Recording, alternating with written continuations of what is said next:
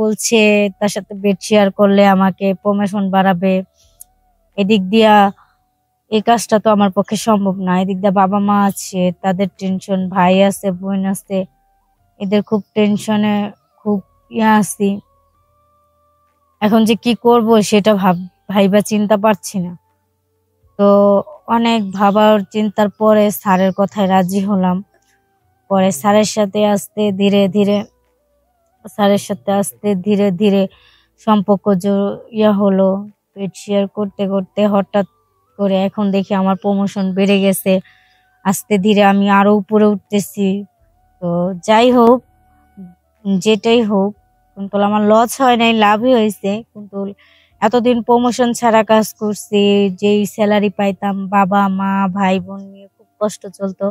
এখন যখন স্যারের কথা শুনছি তারপর থেকে এখন তো মনে করেন যে আমার ভালোই প্রমোশন হয়েছে, হাতে টাকা পয়সাও ভালো আছে, সবকিছুতেই চলাফেরায় খুব ভালো।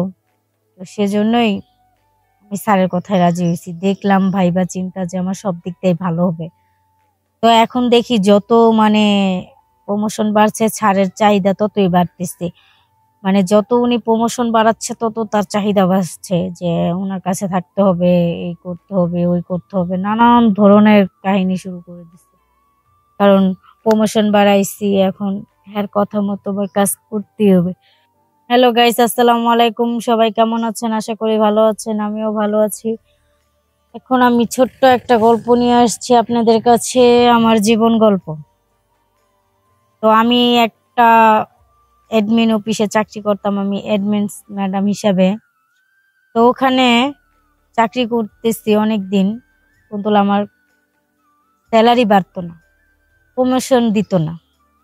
তো এরকম করতে করতে প্রায় 2-3 বছর হয়ে গেল করতেছি, কোনো প্রমোশন হয় না। তো চিন্তা ভাবনা করলাম যে কি করা যায়, দেখি স্যারের কাছে যাই, স্যারকে বলে যদি কিছু একটা করা যায়। তো স্যারের কাছে গেলাম, যাওয়ার পরে স্যারকে বললাম, স্যার আমি তো আজকে প্রায় 2-3 বছর চাকরি করি, তো আমার তো আর প্রমোশন আপনি বাড়াচ্ছেন না, যা আছে তাই আছে। আমার জুনিয়র যারা তারা আমার চেয়ে ভালো ভালো করতেছে, আর আপনি আমাকে দিচ্ছেন না, প্রমোশন ওদের বাড়ছে, আমার বাড়ছে না।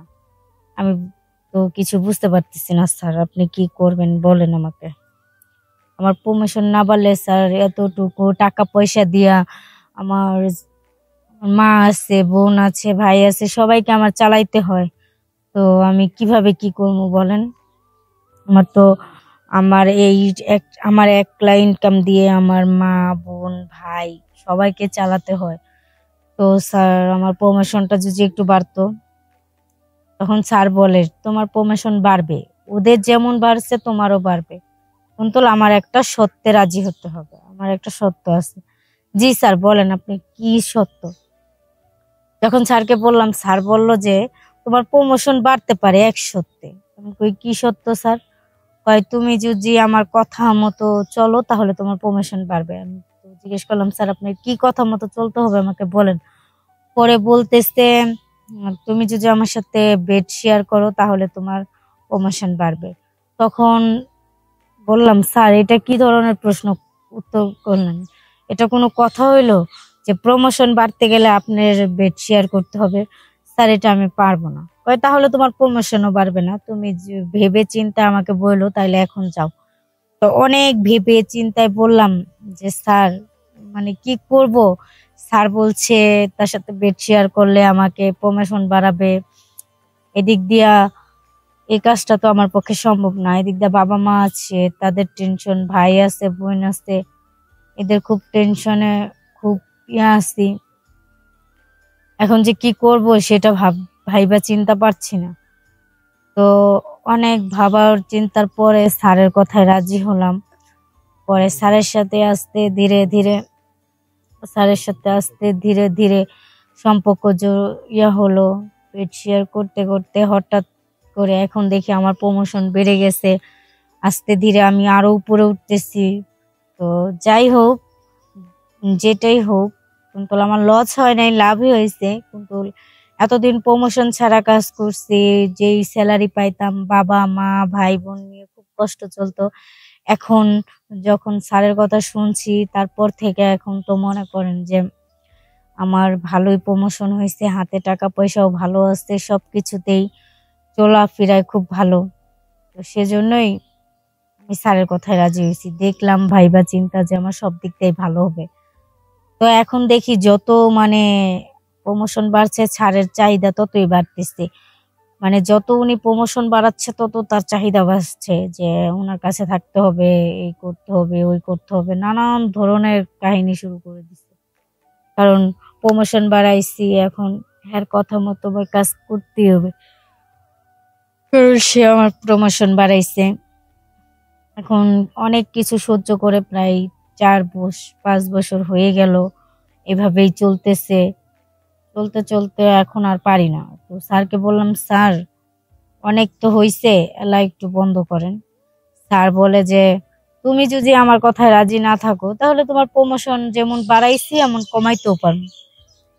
মানে স্যার আমার এই দুর্বলতার সুযোগ নিয়ে আমাকে মানে ইয়ে করতো যে যদি আমি তার কথায় রাজি না হয় তাইলে আমাকে আবার আগের পথে নামাই দিবে, তাহলে তখন আবার আমি কষ্ট করবো, ইয়ে করবো। সেই ভাইবা আর স্যারের কথা ফালাইতে পারি না, উনি যা বলছে আমি তাই করছি। তো আস্তে ধীরে এরকম চলতেই আছে। স্যারকে যখনই বলি যে স্যার না আজকে না, তখনই বলে তাহলে তোমার চাকরি নাই। নানান ধরনের ভয় দেখায়, ভয় দেখাইতে দেখাইতে এই পর্যন্ত আসছে। যাক, যত যাই হইছে তাও প্রমোশনটা আছে, কাজ করতেছি। তো দেখেন, আমি সামান্য প্রমোশন বাড়াইতে গিয়ে আর নিজের ক্ষতি নিজে করলাম। যদি তখন লোভ না করতাম তাহলে আজকে আমার এই অবস্থা হইতো না। কারণ ওই যে তখন বলছে যে আমি যদি ওনার সাথে বেড শেয়ার করি তাহলে উনি আমাকে টাকা দিবে, প্রমোশন বাড়াবে। তো সেই লোভে আমি তার বেড শেয়ার করছি, করার পরে আজকে এই পর্যন্ত। সেজন্য আজকে আমার এরকম। তো আমি সবাইকে বলি যে আমার মতো এরকম কাজ কেউ করবেন না, টাকার লোভে কেউ পড়বেন না। যতটুকুর মধ্যে আছে অতটুকুই থাকার চেষ্টা করবেন, কারণ এতটুক থেকেই কোনোদিন বড় হইতে পারবেন। যদি লোভ করেন তাইলে যে অতি লোভে তাতি নষ্ট, এরকম হবে, আমার মতো দশা হবে। যেরকম আমি লোভ করছি বিদায় আজকে আমার এই শাস্তি পাইতে হইতাছে। তো সবার কাছে বলি, সবাই ভালো থাকেন, আল্লাহ হাফেজ। আর আমার ভিডিও যদি ভালো লাগে সবাই লাইক কমেন্ট শেয়ার করবেন।